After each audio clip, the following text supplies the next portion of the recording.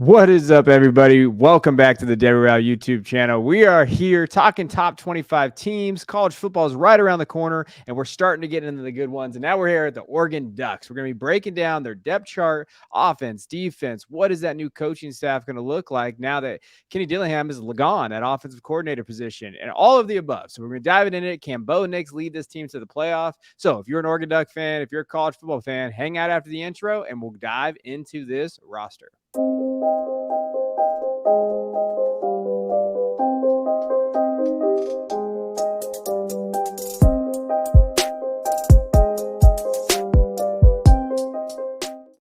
All right, let's get into the Oregon Ducks. Last year, me and Christian, we had our foot in the water here with Bo Nix. We talked about Bo Nix. Hey, he looked pretty good in the spring game, and we got just subtweeted and just ridiculed out there on the social media sphere. But hey, they came out, 10-3 last year. They beat North Carolina in that Holiday Bowl. Had they not had that kind of miscue towards the end of the game against Washington last year, I really think that they probably would have went in and beat Oregon State, and then they probably would have had a shot at a Pac-12 title, and then maybe the playoff. That's how close they were. And it was close. They were right there. And when you're talking about what they did last year, just to kind of give you guys an idea, 10-3 with Lanning there, first-year coach from Georgia, 38 points per game. Points against was 356. They were 75th out of 131 in terms of giving up points last year. That is one thing we are going to talk about. Their defense. They definitely had to kind of shore that up. But Bo Nix was kind of a revelation last year. Bo Nix came out. He looked very good, passing the ball, almost 3,600 yards, 29 touchdowns, and then rushing the ball. He had 510 yards and 14 touchdowns. I think the thing we're going to look at this, we're going to talk about their offensive line because that's going to be a big one. And then they have a new offensive coordinator, right? So we're talking about Stein coming in and taking over from Dillingham. What is that going to look like? So if you don't know who Stein is, Stein's going to be a guy from UTSA. So he ranked ninth nationally in total offense last year, 486 yards per game, number 12 in scoring offense, number 12 in passing offense. Now, if you haven't watched it, I did a wide receiver video, kind of broke down his offense even more. So if you want to go take a look at that, you can. But I do think this offense under Will Stein is going to look really good, and it's going to kind of look similar to what they were running. There's going to be little differences, but it could elevate their wide receiver room too. So just to kind of know. But let's dive into that offensive line room. Let's talk about it. What do we got going on here, Christian? A whole different group. And I say that kind of hesitantly. Jackson Powers Johnson played a lot of snaps last year. He played 400 snaps, and he was arguably their best guard, arguably their best offensive lineman last year. Yeah. He was really good when he was on the field, and I think that's why they worked him in. He played guard last year. He's going to be playing center this year. I think that's a bit of a step up. I know, there were Alex Forsythe came into last year with high expectations, and I think he played really well. And I think you can argue that those two were the best too. But I think Jackson Powers Johnson showed a lot of good stuff last year. So I think they're comfortable with their center position. Josh Connerly Jr., when he got on the field last year, he was good as well. He didn't get on the field a whole lot. Stephen Jones is another guy that worked his way in a little bit. Yeah. But there's no continuity here. They have to gel before the season. I think they will. I think Oregon traditionally has strong offensive lines, and that's because they recruit well. And I don't think that's any different this year. No, Johnny Cornelius is the guy that everybody wanted to go grab from Rhode Island this year. Ohio State was on him, but hey, they opened up that NIL bag and he went there. And I think that was a big thing for them. Kind of get that kid. He was the highest rated tackle on the portal and they grabbed him. So absolutely. And when you look at this offense, the one thing that we talked about with him, obviously Bo Nix, right? He's going to be the story.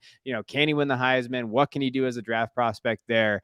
But you know what? They're loaded everywhere else. This might be the best wide receiver room that we've seen in Oregon ever, maybe. I don't want to go that high, but it could be. Troy Franklin could be a first-round pick or second-round pick at least, right? Kyler Casper is good. Jurion Dickey, a five-star kid, really, really good. Chris Hudson, Trayshawn Holden from Alabama, he's back on the team. Even Ashton Cozart's out there. Tez Johnson as that slot guy that's just going to make, just gonna make guys miss. You watch him out there, he's little, but you're not gonna catch that guy.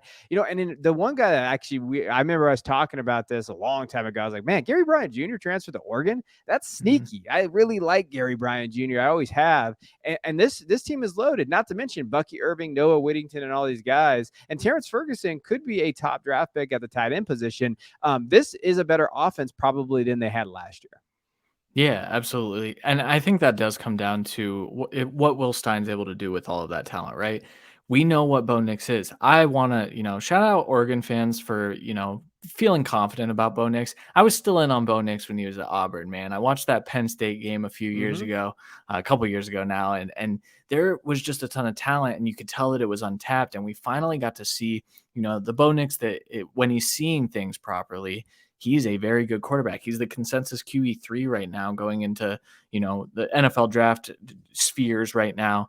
And so I think what we're going to see is a continuation of what he did last year, because I think a lot of the good that we saw from Bo Nix was just experience and seeing more defenses and having that SEC experience Yeah. and translating that to the Pac-12. When you incorporate then all of these different weapons, Troy Franklin is a dude. I'm telling you that he's going to have a massive year. I don't have to tell you. But you're right. This is the best wide receiver room I think we've ever seen in Oregon. And I think that that's why they should be playoffs or bust type of season if you're an Oregon fan. Yeah, 100%. And when you look at this, like, I don't think they lost really anybody.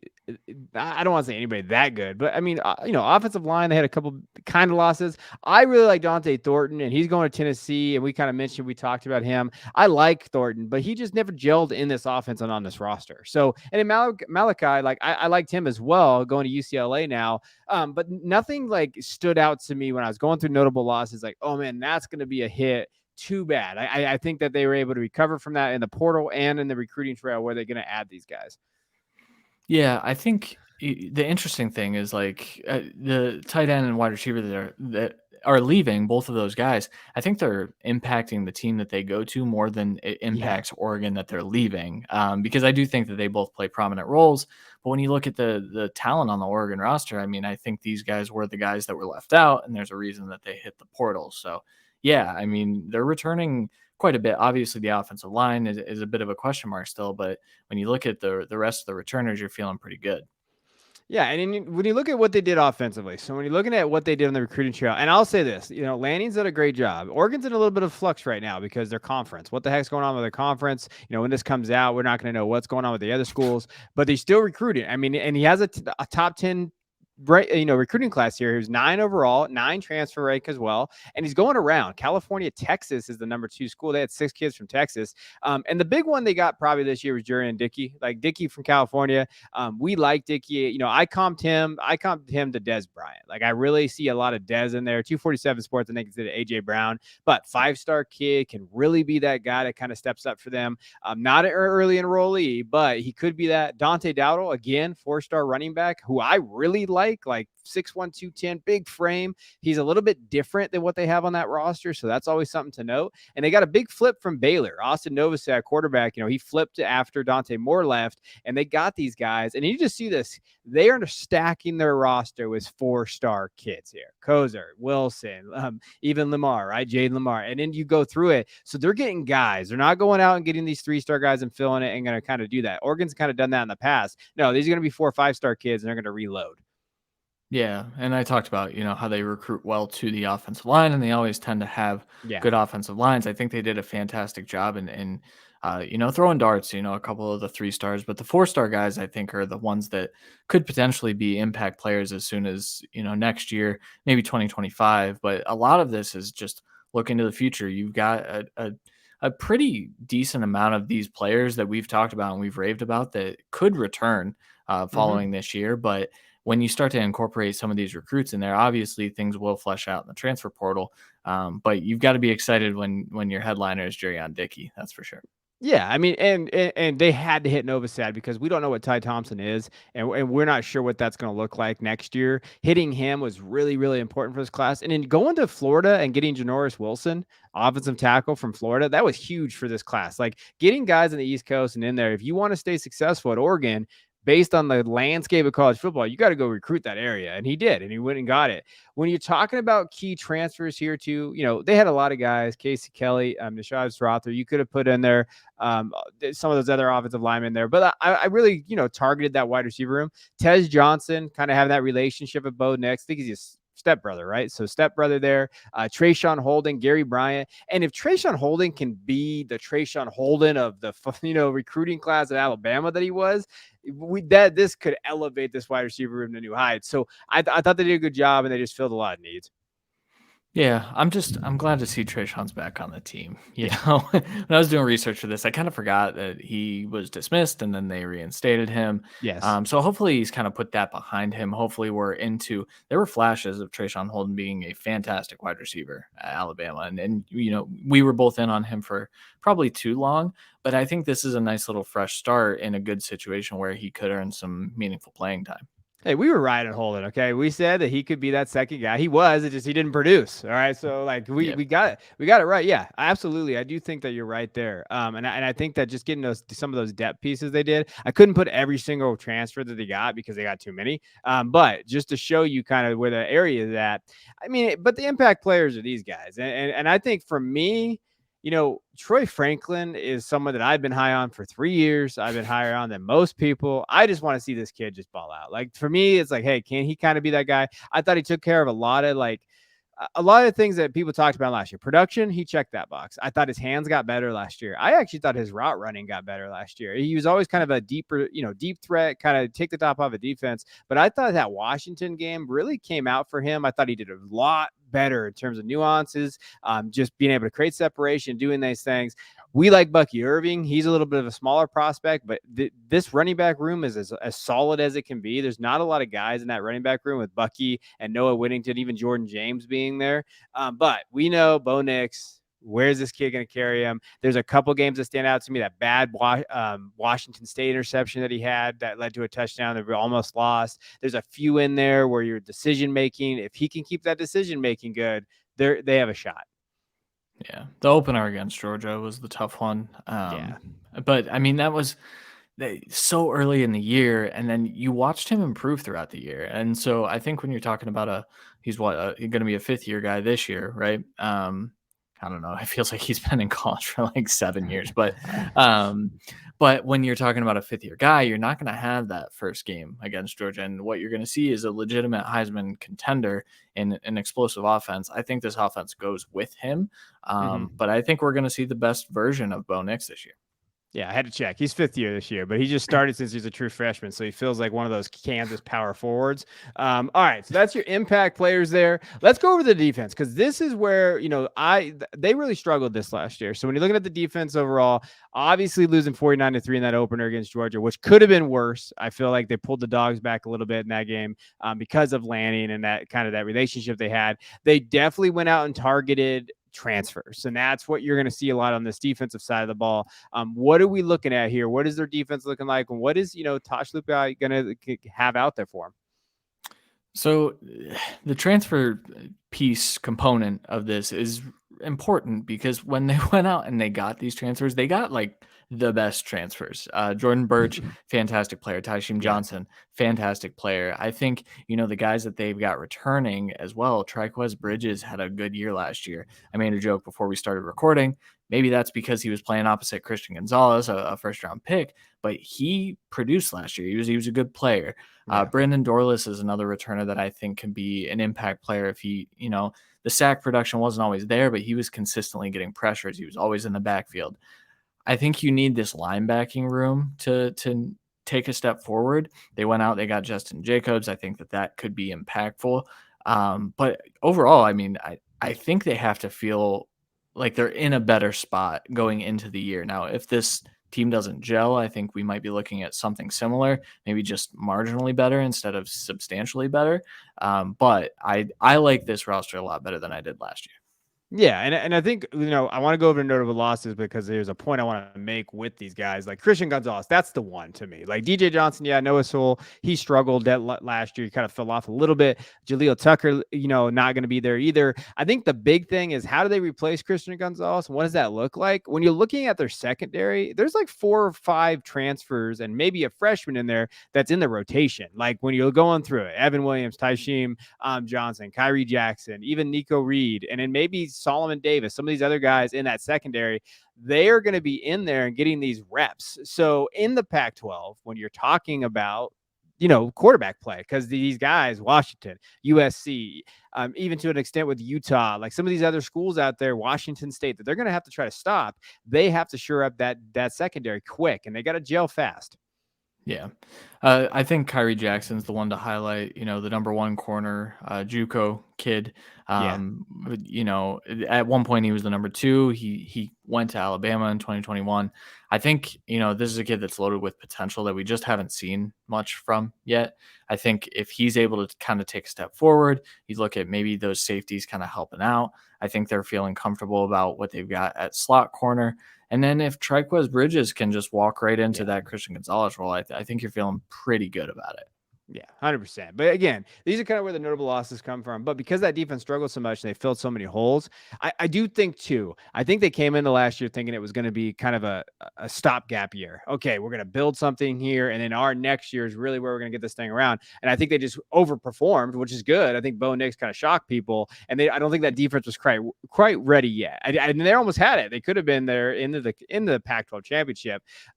Recruiting wise, you can see what they loaded up on. I mean, this was a pain in the ass to do, by the way. But when you look at this, Mateo Uyangalele, God, I almost had it. I'm sorry. Close. But 4-star kid, 6'5", 265 edge. He's going to get out there. Mateo's going to get out there. And we talked about a pre-show. He's going to get in that rotation probably pretty early. I know they have Brandon Dorless there, but Mateo's going to be out there. And then you just go through it. Johnny Bones, Cole Martin, going through this list, they have a lot of good dudes on this line. They had athletes. And again, when you're looking at here, 4-star kids all over the place. Roderick Pleasant was a guy that really stood out to me in terms of just going through the list. A kid from California out here in Gardena, like really, really good cornerback and number 8 at his position. Like they went and got impact guys.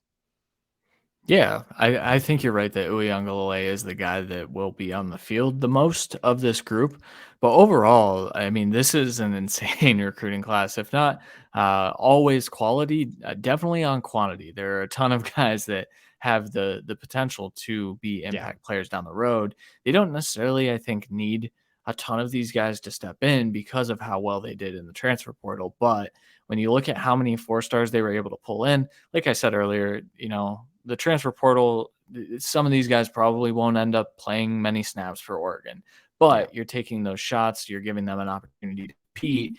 And I think, come 2024, 2025, these guys could be on the field being impact players.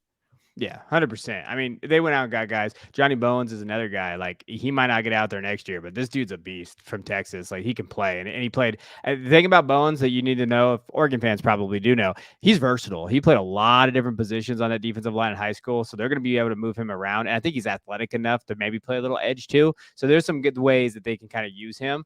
Overall, like we've been talking about the transfers, to me, Jordan Birch is that guy. I think if Birch can kind of really step up, I know they really, really targeted him last year when he went in the portal from South Carolina, and he was a big get for them. Like, and he's a big kid, and I do think that he's going to be able to like really come in there and make an impact as soon as he gets there. And I know that they have that last year for South Carolina, 60 total tackles, 32 solo, 3.5 sacks, was really, really good down the stretch of the year, and played well against good opponents too. So that's what you like to see.